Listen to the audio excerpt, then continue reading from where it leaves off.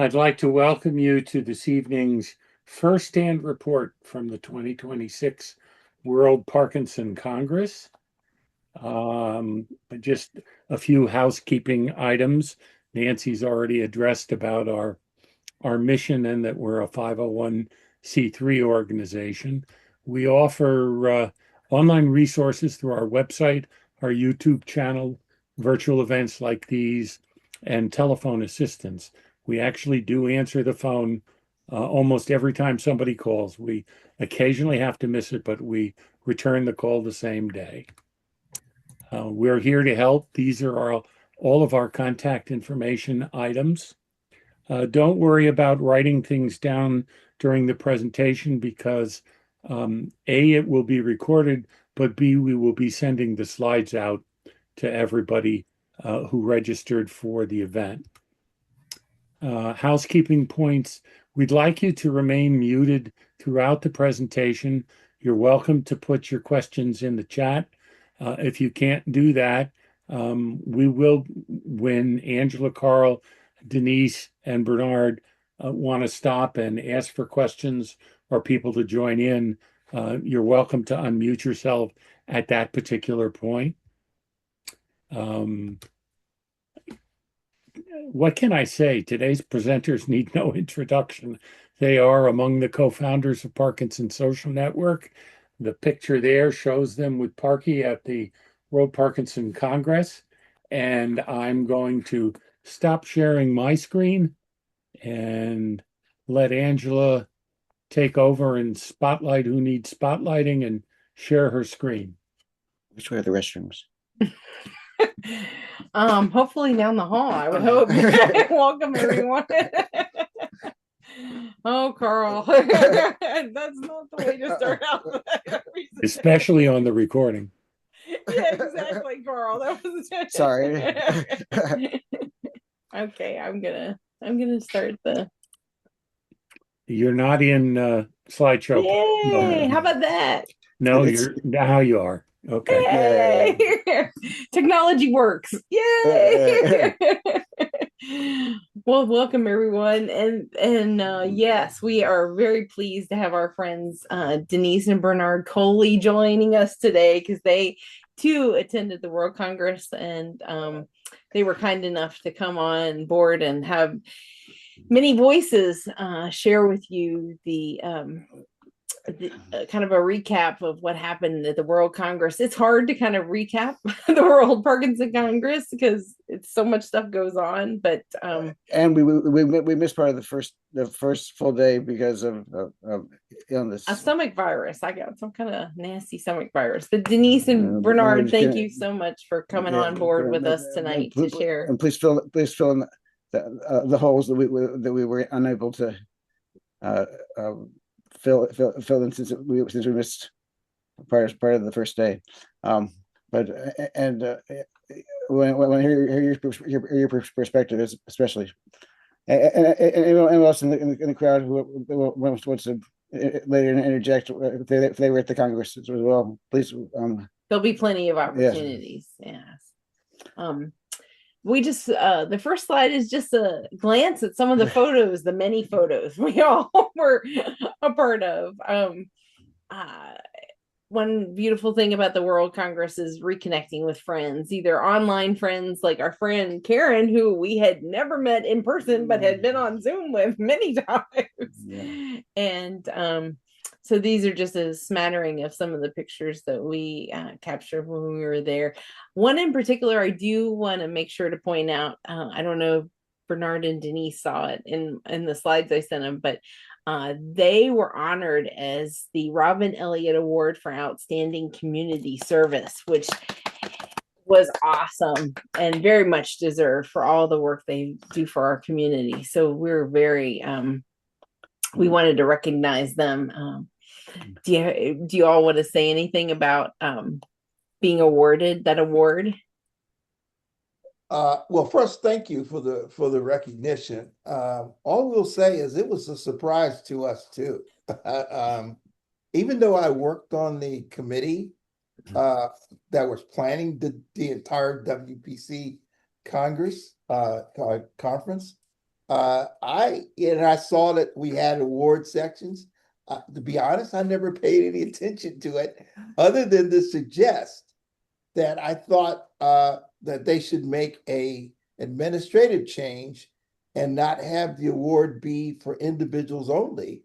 Because I mentioned that one of our themes is collaboration, and I said, so you dishonor those who are collaborating when you don't recognize the several people, if they contribute to whatever it is, and they took it to heart. And so long and short is we both got the award. So it worked out. Yeah.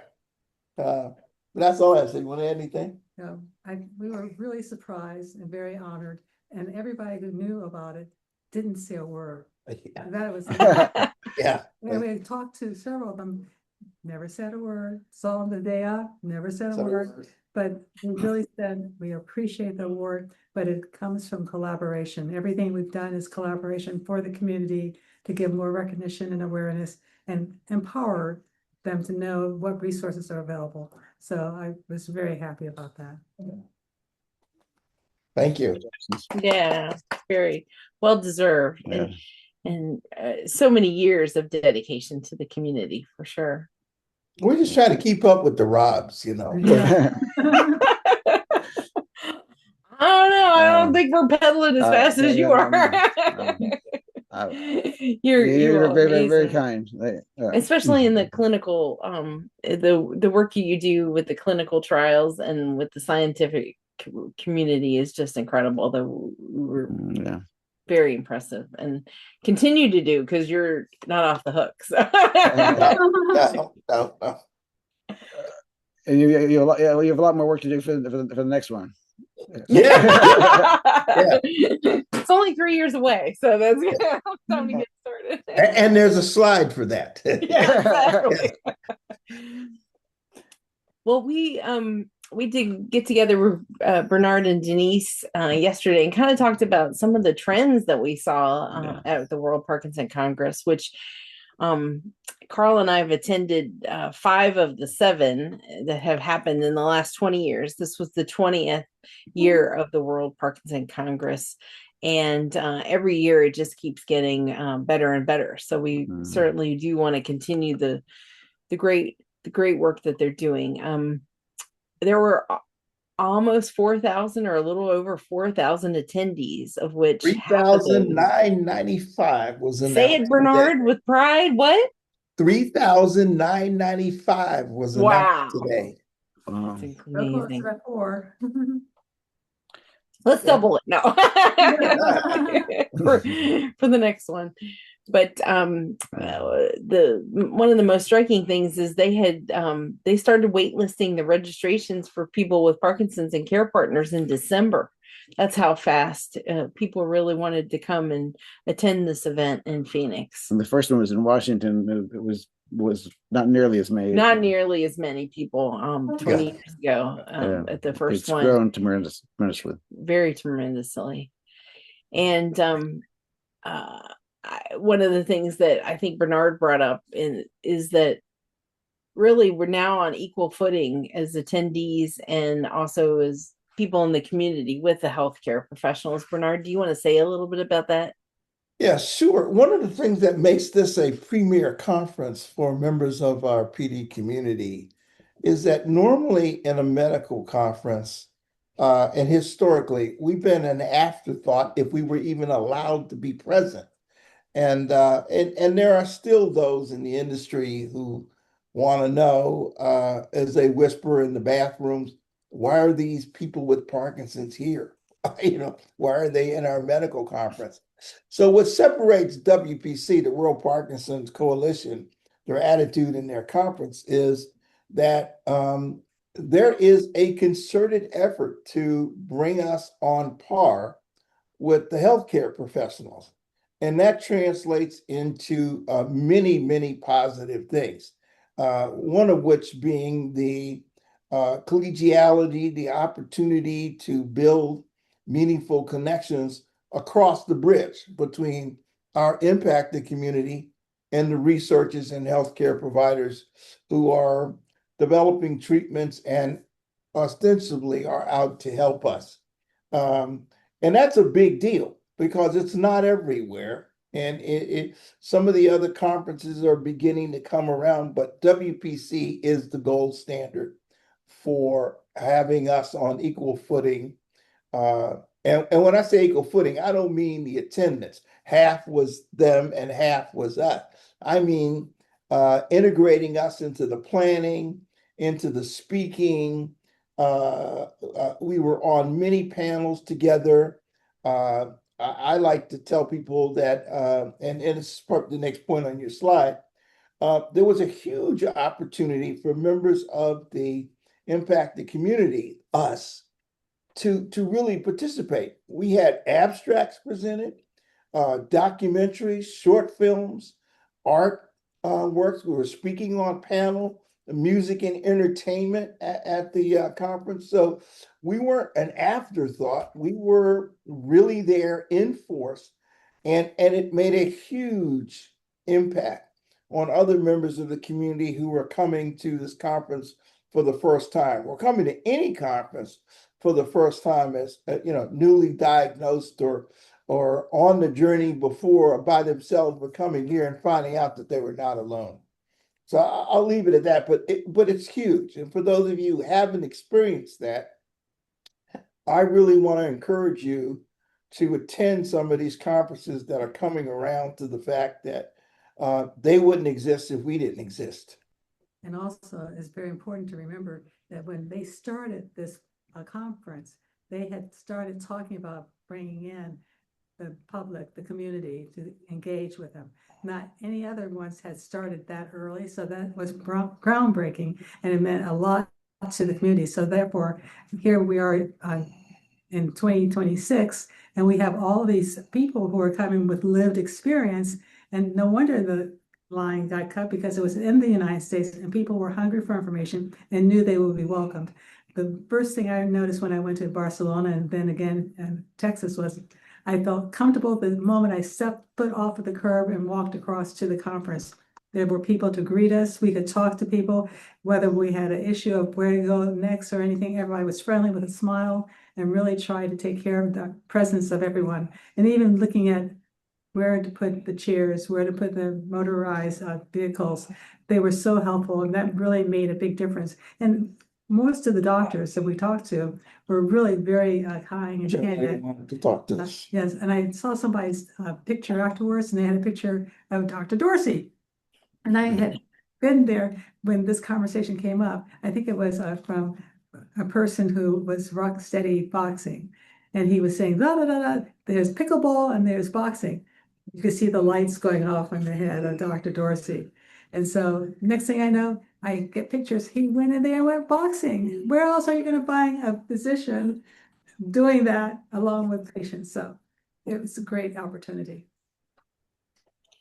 Well, and I think one of Karl's points was that oneness and the unity that it's the bottom next to the bottom bullet. You want to talk a little bit about that, because Denise just kind of hit on it, but you mentioned that too. Well, everyone's on the same plane. Yeah, but even so, also oftentimes you go to a conference and you don't feel like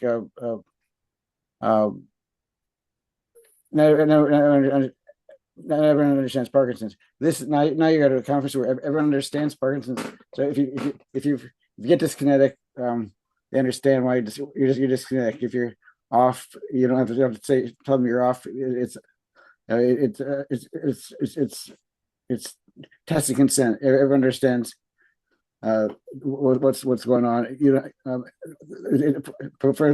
For the few days, it's normal to be everyone's normal with Parkinson's. It's really a nice no explain yourself. Just you are however you are. That's well, and also people were helping each other out, not just the volunteers, but the active people in the community were lending hands. Maybe somebody needed help with their bag, or maybe they were having off time or needed help getting their lunch. Everybody was everyone's helping everyone if they can. and even out on the street, outside the convention center too. Yeah, we some people in the lobby of our hotel. Yeah. The key word is community. Yes. Right. You're exactly right, Because David. everybody is in the community who's there, Yeah. regardless of their role in the community. They're part of the community. So that brings me Maybe to they my should change it to hotel.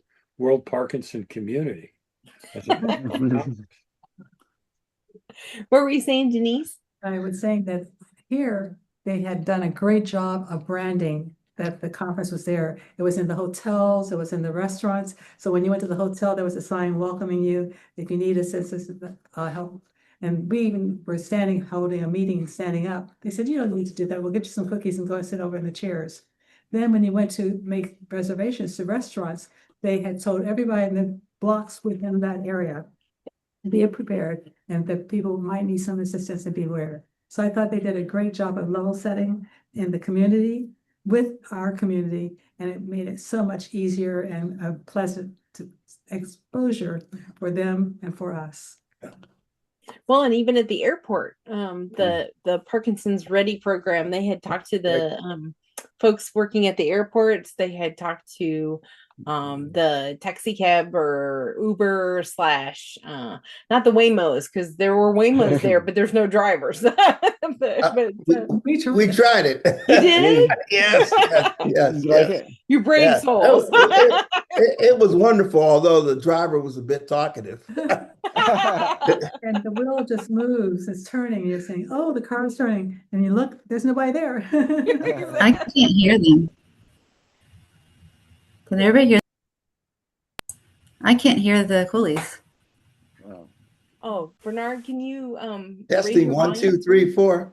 Testing. I don't know if it's the two of you guys, because if you're connected, does anybody else have a problem hearing? Okay, then it's just us. Yeah. We'll just come down the street. So let me add one more thing about this trend that I think is important.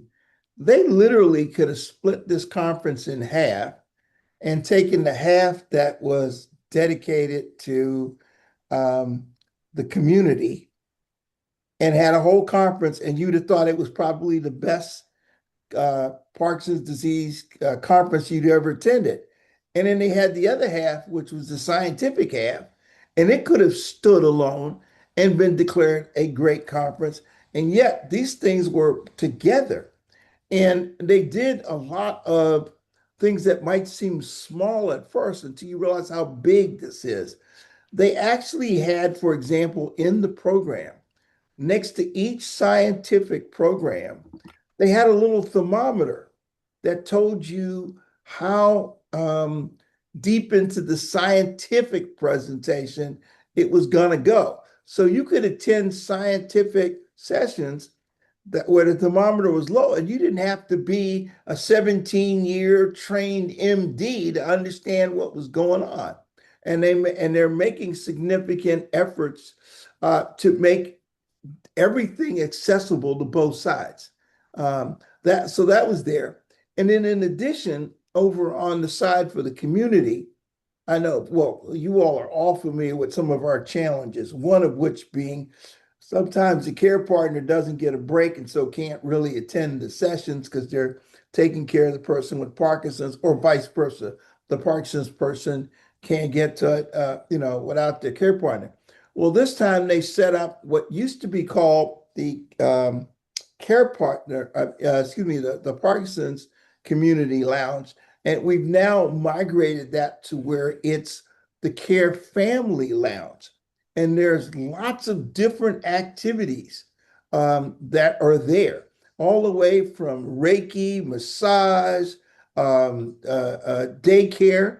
So if you're a care partner who has an advanced partner with Parkinson's disease, there's somebody there to give you a chance to go attend sessions on your own and leave them there, and somebody would watch out. There was ping pong for Parkinson's, paddleball from Parkinson's, boxing, entertainment, stand-up comedy. There was just quite a bit there aimed at making sure that the Parkinson's community felt welcome and had plenty to do. I thought it was great. And then I see a question in the chat, and the answer is yes. And in fact, I hosted one of the roundtables, and we just spent probably 40 minutes talking about it in the debriefing.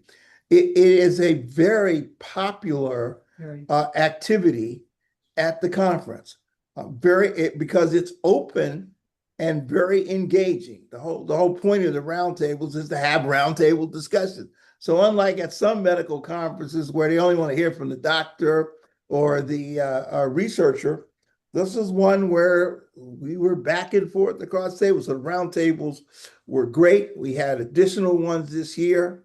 In fact, our problem right now is they're oversubscribed. And not everybody can get in. But yes, we did have roundtables and it went quite well. And I think to build on that, Bernard, it's the accessibility, the Yes.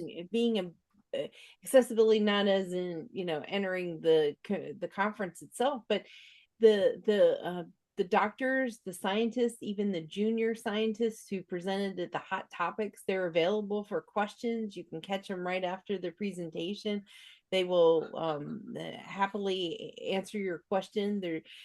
During the poster tour, I toured and spoke to a couple of the young scientists who were studying particular B12. The one picture of the poster I showed, they were fabulous in answering questions, and they even asked me some questions as a care partner. So, I mean, it's definitely an open dialogue. There's no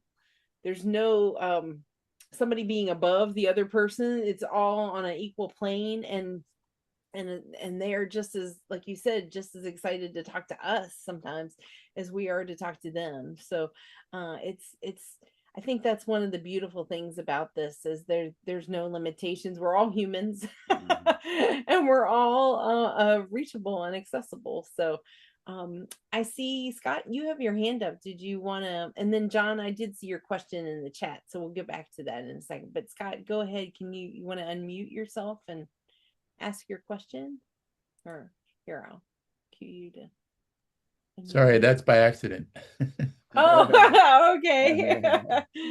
So John, let me adjust that question, because my wife is the perfect person to address the heat issue. So okay, good. Yes, go ahead. The question is, he thought about going, but looked at the heat in May. And so his PD is affected by heat like that. Maybe next time. But why don't you tell him about how we deal with heat? Yes.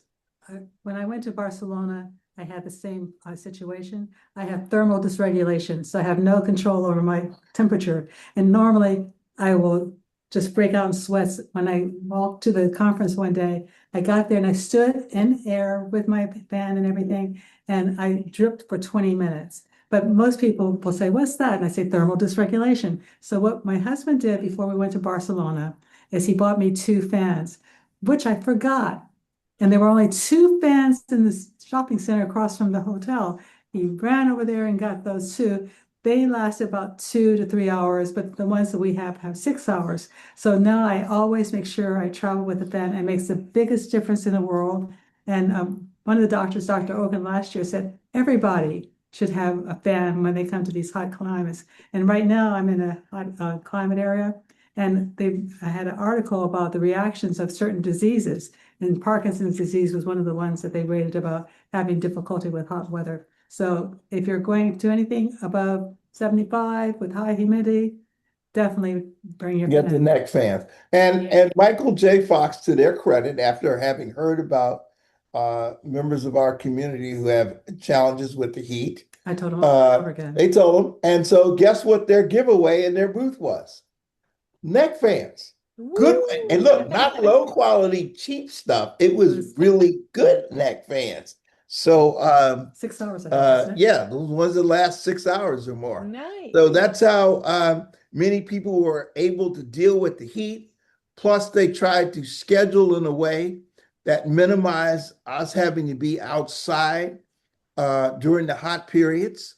And of course, the conference center being in Phoenix was well air conditioned along Oh with the yeah, That was hotels. good. to the point it actually was It was cold cold. sometimes. It was actually Which is cold. always, Yes. always Yeah. the thing People, on the surveys. It's too yes. cold in the room. It's too hot. Yeah. It was cold inside. And they Yes. had the misters too, which was very nice. So everybody who's on the phone, when you go and see your doctor or hear from a doctor, say the next conference that you go to that is in the heat, please make sure that everyone has a neck fan. Yeah. So, John, did we answer your question?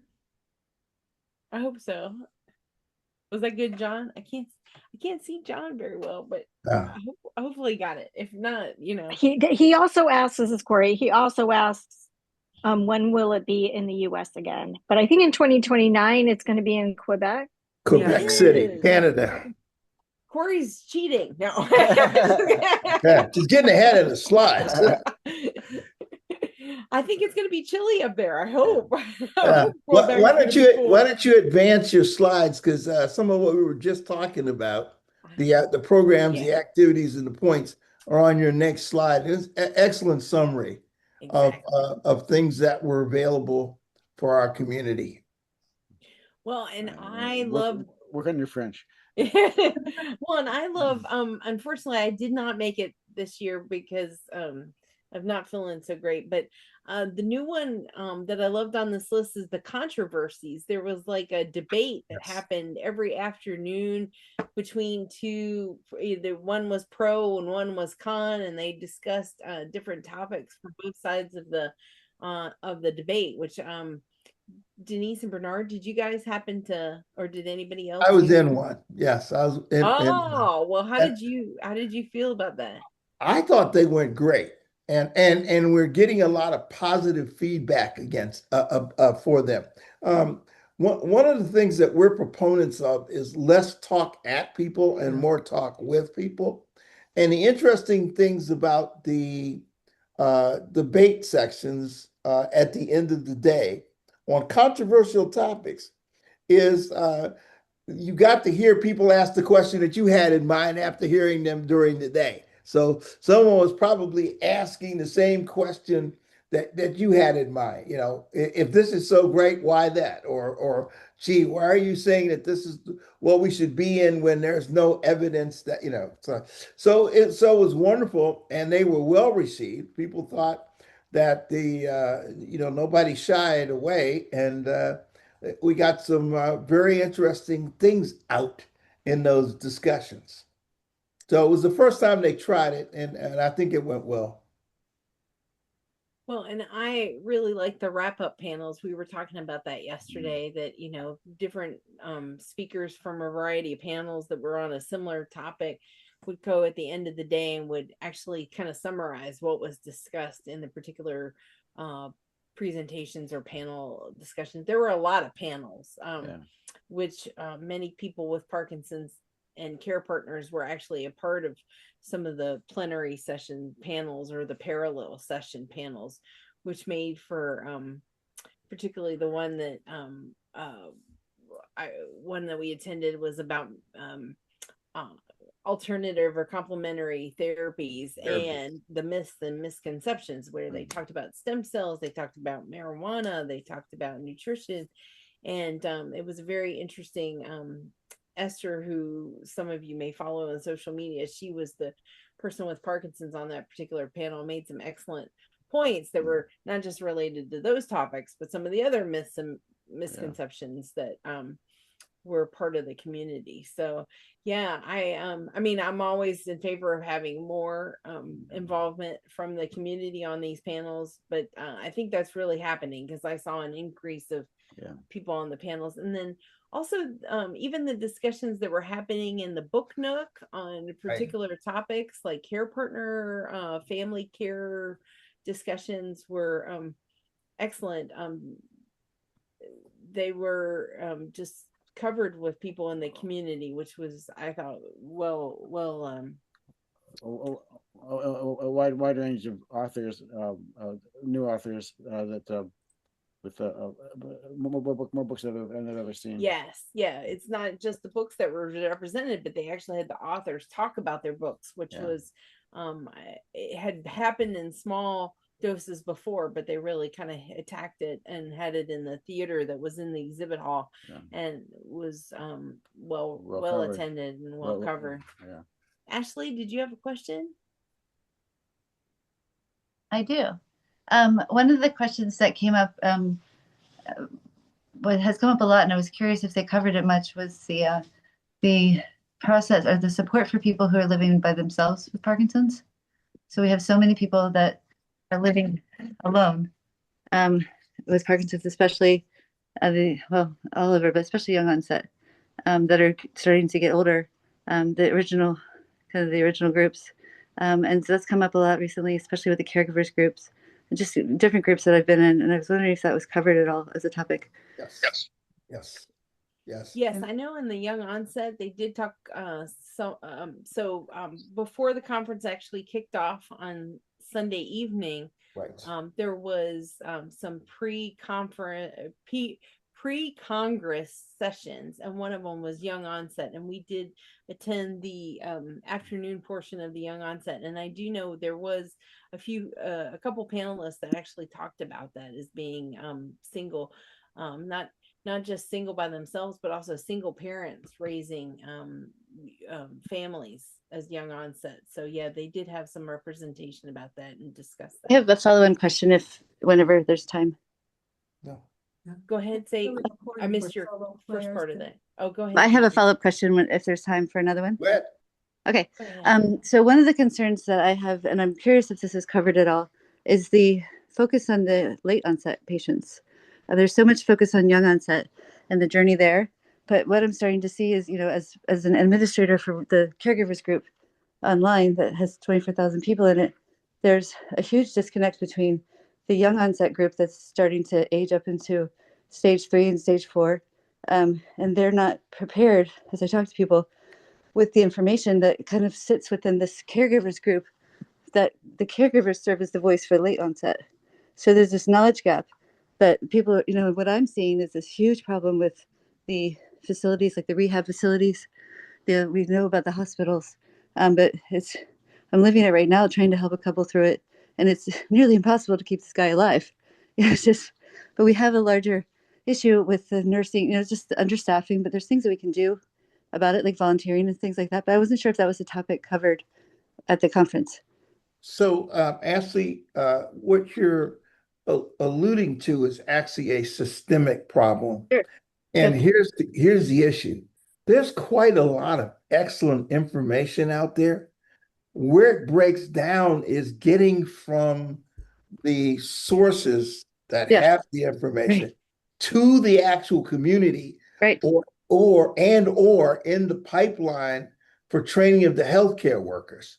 And that's part of our advocacy. We are literally screaming at some of the foundations and providers, because we're saying, don't keep putting on social media that you have this wonderful resource.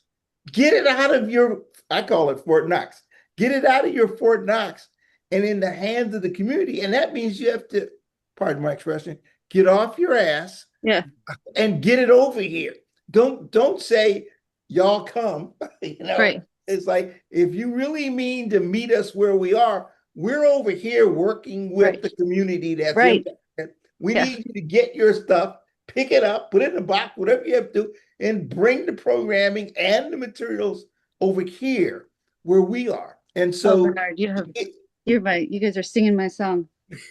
So we are Ashley, we are working that issue, and there are quite a number of advocates who are now saying this, and not just in our area, but brain health, some of the other areas, cancer, etc. We literally, the reason why I say it's systemic is because the medical profession is trained in a certain way, and they've gone more to an economic model that supports independent actors, being the doctors, the specialists, etc. And they're not, and the old-fashioned healthcare delivery, go where the patient is, up to me, that's been what's been sacrificed over the last year. So many advocates are now saying, hold on. y'all got to do better. You have to get this wonderful quote. I'm giving them credit for being wonderful, sometimes not, but whatever it is, whatever they have, you need to get it where we are. It stop saying checking the boxes saying we did it when you haven't. It might as well, it's like if a tree falls in the forest and there's no one around, did it make any noise? If I'm there, it does. Yeah, but to them it does. You're right. And so it's a systemic problem, not a problem of the lack of information. The problem is they're not understanding how to get it to where it needs to go. Right. And so we are trying to educate them. But when I say we, I'm talking about a small group of we who are now have identified the problem. And we're trying to now get their attention on the fact that it's not crossing, we like to call it hasn't crossed the bridge yet. Well, I would like to tell you that I happen to be a system integrator who got thrown into this world of where in medical community, they don't allow system integrators. So the Accentures of the world, because integrators disrupt their silos. That's right. And guess what I do? I stick my nose in every single silo. So and I'm like, oh my God, like it's so obvious to me what's going on because I come from this world of solving problems as an integrator, and a team worker and, mission focused. And that's a bit of what I think they are naming the Parkinson's personality, Karl, looking at you. But, it's pattern finders. And so I'm in here like, oh my God, please somebody help me. But I have solutions. I have all kinds of things I'll show you. But the point is just, we can learn how to talk to each other, right? We can translate for them. We don't have to make them change so much as just helping them understand, how to translate and take what they're doing and make it work for them and for our mission. So that's a bigger picture. But the one thing I was trying to get at is there are people that are not surviving. When we know the statistics about people who go to the rehab, when you fall, the statistics about coming out of that fall are very, very grim. But Ashley, you're making excellent points, but I don't want to get too far away. Okay. I just didn't know if they were covering any of that, if that was covered at all. Well, they are. And I have to say, I approached a couple of the speakers and made that same suggestion. One speaker in particular who had talked about palliative care and long-term chronic disease management. I even asked them, I said, how come you're not speaking about that? And they go, well, I wasn't asked to speak about that. And I said, well, I will be putting that on my conference because that's so important. Because one thing that I did, the great thing that comes out of this is that we all have an opportunity to submit surveys, and there are certain ways that we can communicate that back. And I do believe the committees like that Denise and Bernard have been sitting on, these planning committees, they do listen to the and we all learn and share and Right. But the other thing is it's our opportunity to take this all home. And that's why we do events like this.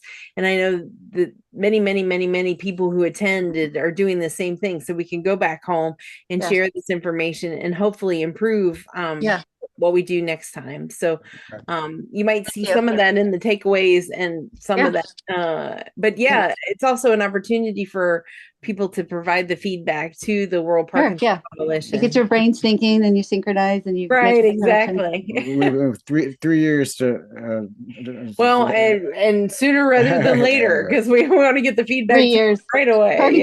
Parkinson's Foundation told me we just started our plan. It's a 3-year plan. Yes, exactly. You can rewrite your plan. Hit them while it's hot. Exactly.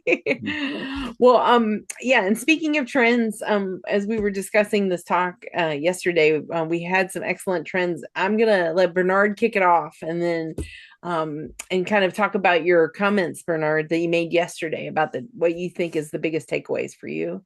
So all right. So well, just before we do that, one thing I'll point out here is because there was another question by John about music. And what we'll tell you is, as a group, there were a lot more activities and engagement around creativity programs, the arts, dancing, music, film, etc., that were highlighted at this event. They took center stage in many areas.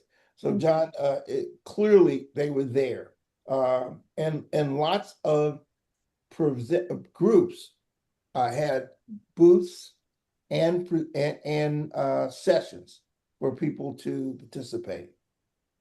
That's Yeah, fantastic. there was drumming. Hold on. Denise wants to answer. Go ahead, Denise. A lot of creativity. That is really big. They're really thinking about it now. Boss Bloom was on the first session of the first day, and he was talking about the effect of art on the patients in his area and what he's looking at. There are books about brain on the art, but more importantly, APDA has been getting out grants to different organizations and groups to do art because they found out how important it is for people with Parkinson's. So it's very widespread. Art, crocheting, knitting, music, dance, all of those Improv.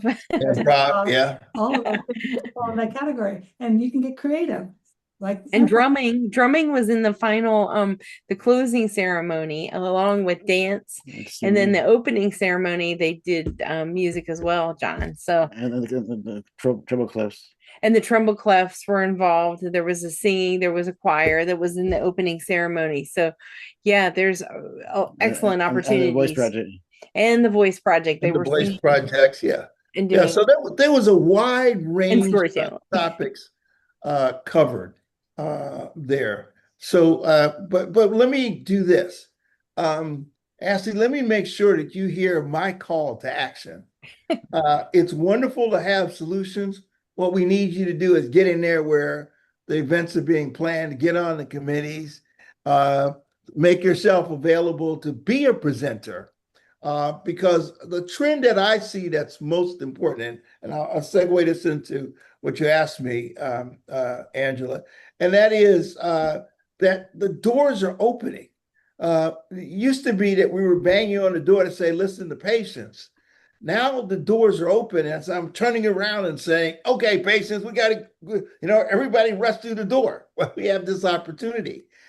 We have to do a better job of getting in there ourselves and actually being engaged in the planning and in the production of these activities, because the positive trend is over this 20 years, it really has opened up.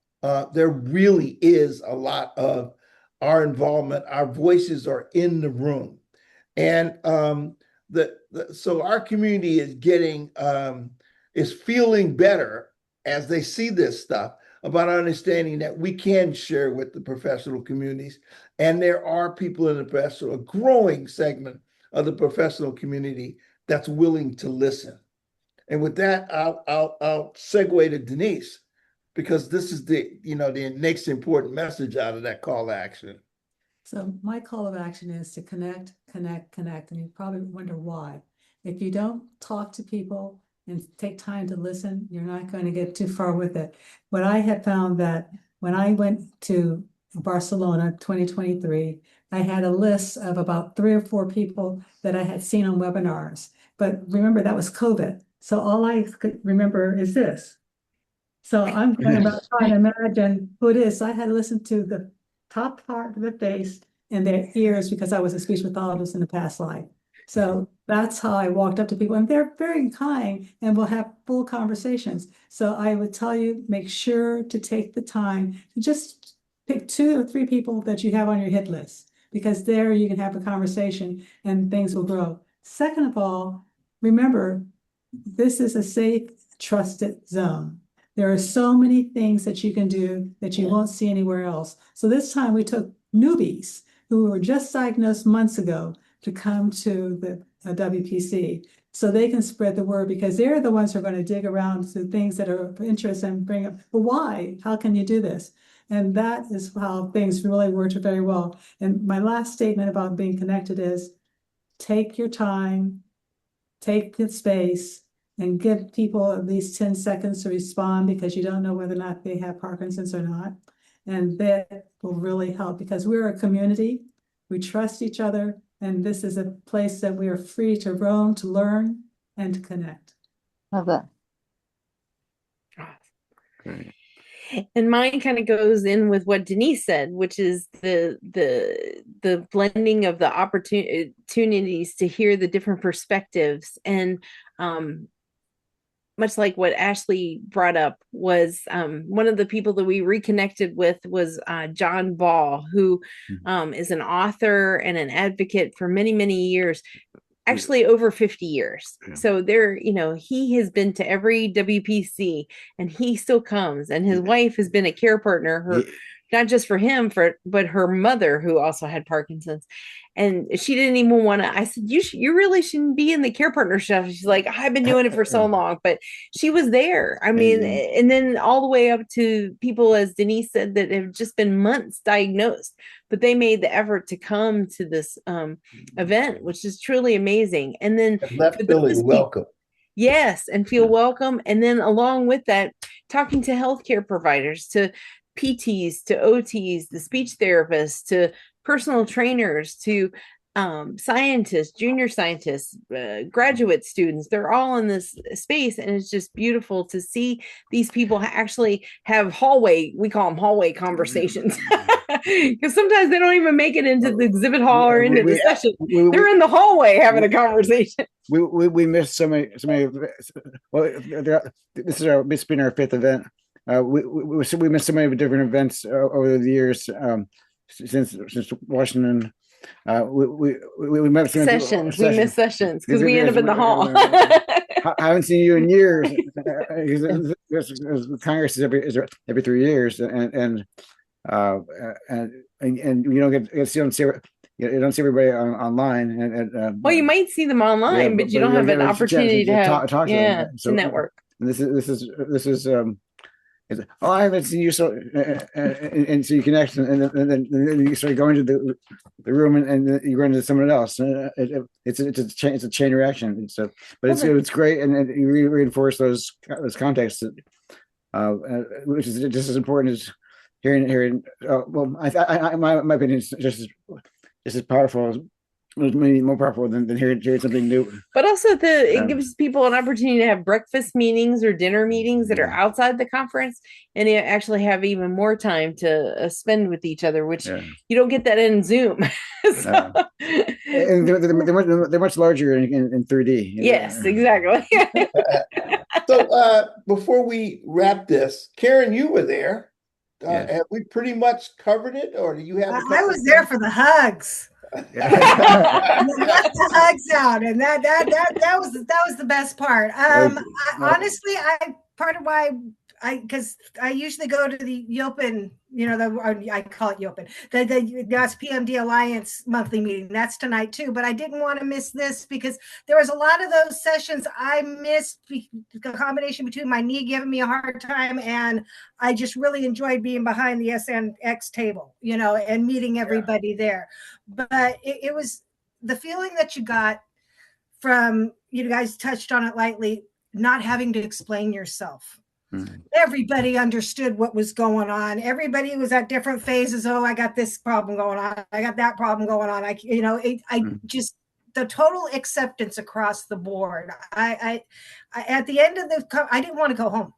I mean, if you want to go, see some awesome pictures, go on either the SNX website or the boysofsummer.com website. And Robert got a whole bunch of great pictures of all this. I feel really bad I didn't get pictures with you, Bernard, and there's a bunch of other people I didn't get picture with.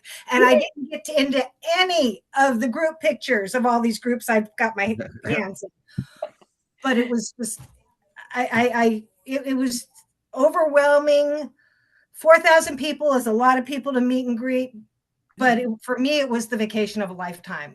I just loved every minute of it.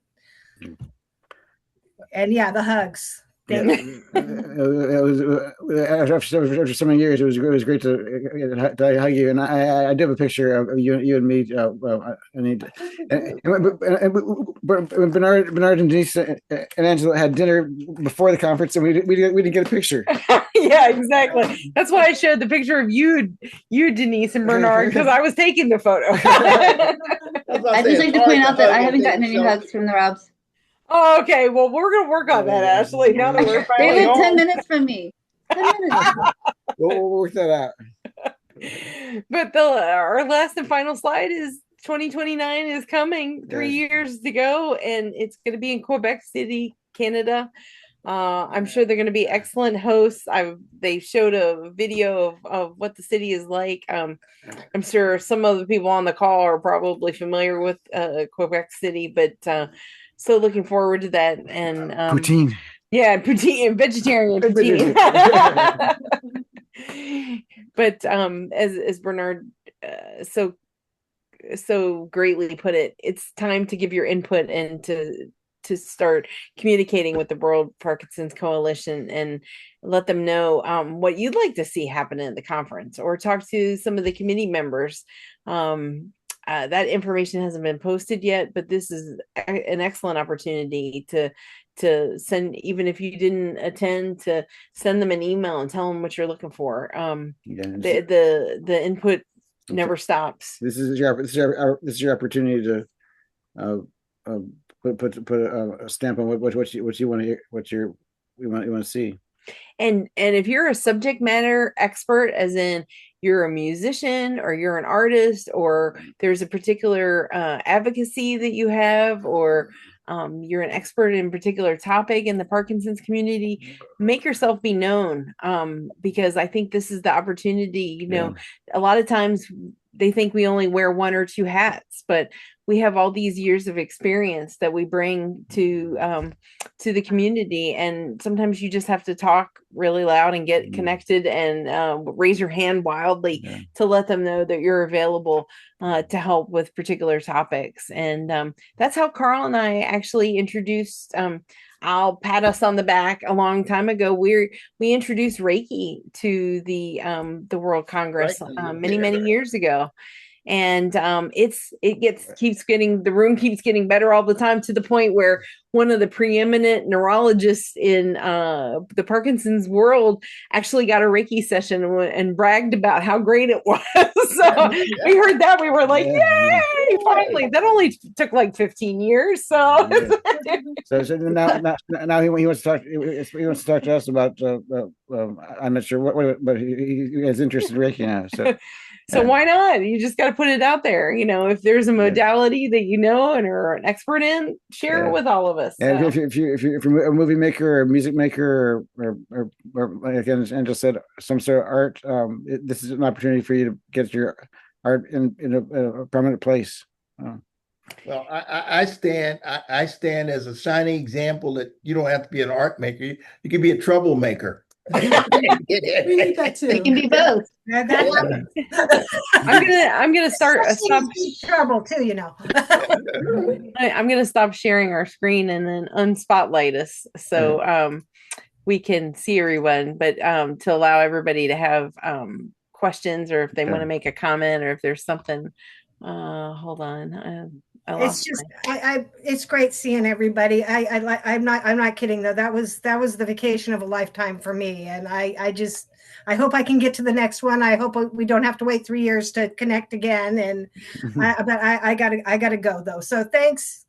Hello, thanks, Karen. We'll see you later. Thursday, Karl. Well, and if anybody wants to unmute themselves and raise your hand or ask another question, there's, you know, I'm sure some of you might have questions about specific research or whatnot, but there are so many sessions going on. I'm sure that you're going to hear inklings about different research that's going on. The one thing is there's research in so many different areas that's happening. It's honestly being attacked from all sides. So, you know, highly encourage you to Google or check things out, or go to the Congress website and see if that's one of my feedbacks was we need to have ways to distribute even more information about what's talked about at the Congress, to get that out to everybody. Go ahead, Ashley.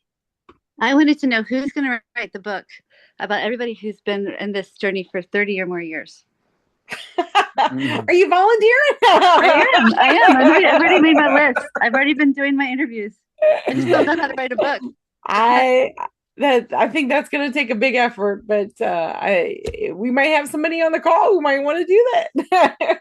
Find a ghostwriter.